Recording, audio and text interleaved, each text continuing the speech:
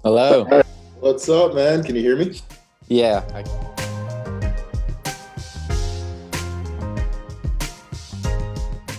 You want to start? Let's go for it. All right.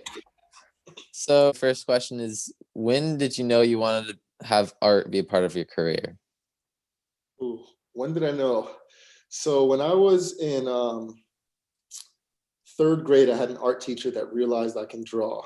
And no, she wasn't an art teacher. She was a regular teacher. And she was like, your son's drawing during my math lessons. And so it was from like back then that she told my parents, I believe like you guys have an artist on your hands. So I've been in art school since like third, fourth grade.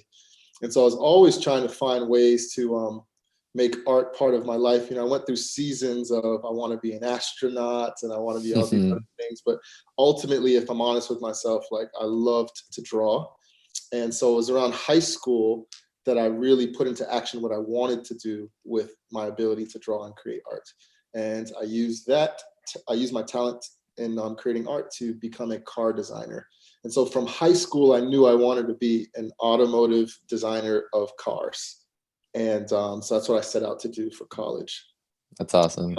Even with that, there was a little piece inside of me that was like, deep within my heart, I knew that being a fine artist was something that I was meant to do, but I was always scared to do. I was always Yeah. scared to be labeled the starving artist that maybe couldn't take care of his family or whatever, that kind of just that Yeah. narrative that's out there. So, but it was, Uh-huh. I'd say around high school is when I put action to like, this is what I want to do with my art ability.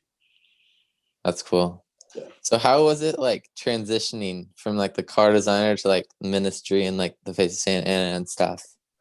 Yeah. So I've actually made a couple transitions. I resigned from being a car designer, and then I ultimately became a pastor.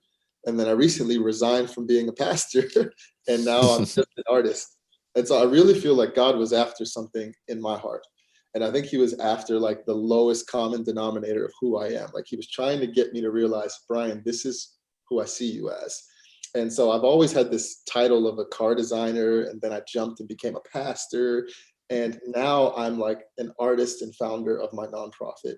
And I feel like Yeah. more than ever, I am the like the purest version of myself. I feel like I'm living in my real identity.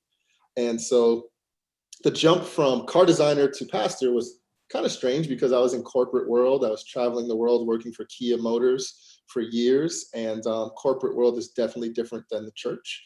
And I loved my job as a car designer because I used it as ministry opportunity all the time. I was always praying for people and sort of shocking them with words that I get. It was Yeah. really actually fun. I was like the crazy Christian at work. At church, I didn't really do that as much just because we're always Yeah. praying and it's kind of an environment where everyone believes in Jesus. So that kind of stopped in my life. But now I'm sort of on my own and walking through the world doing murals and paintings and sort of Yeah. refinding how faith fits with my new self, my new artist self, and it's fun, Yeah. a good time. What was one of the like first steps in making like Face of Santa Ana like as a nonprofit? First step for me was actually listening to the 20 people that kept telling me I should start a nonprofit. I didn't want one. I didn't want to be a business guy and own a corporation and all these things. And I actually like looked up to God one day. Like honestly, I was like, God, if this is you, if all these people telling me to start a nonprofit is you, you need to like make it known. I don't want to just do what everyone thinks. Yeah. And the next day after that prayer, I got a message from a friend that said, there's a lady who wants to donate X amount of dollars to you to start a nonprofit. And it was a substantial sum of money. And she's like, she wants to pay for the lawyer fees and all of that. So I was like, wow, like, God, you actually heard my prayer. You know, Dang. so that was the moment where I was like, okay, God, I'll do it. Have you always had like a heart for the homeless community?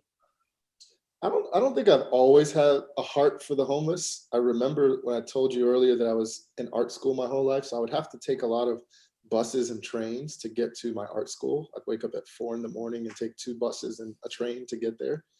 And the train was always occupied by neighbors experiencing homelessness. They would ride the train all night because it was 24 hours. So when I would get on at 4:30 in the morning, they would still be sleeping all over the chairs and stuff.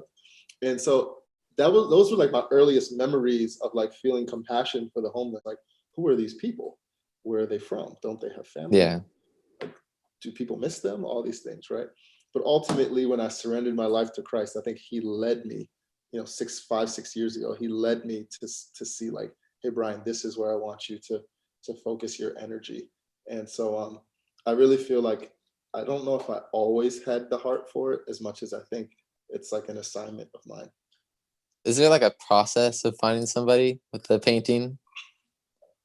The process used to be pretty organic. It used to look like me just walking through my city, and for on the way to lunch, just stopping and talking to someone. Yeah.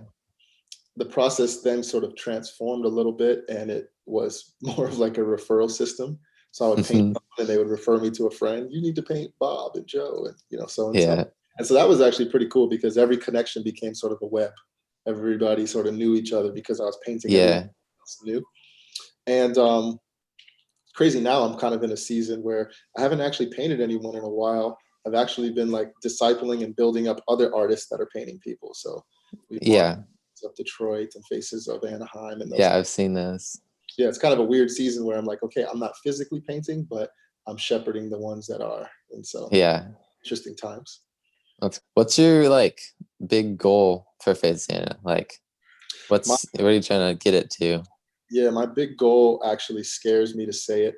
So I always say it. It scares the living daylights out of me because I have no idea how it's possible.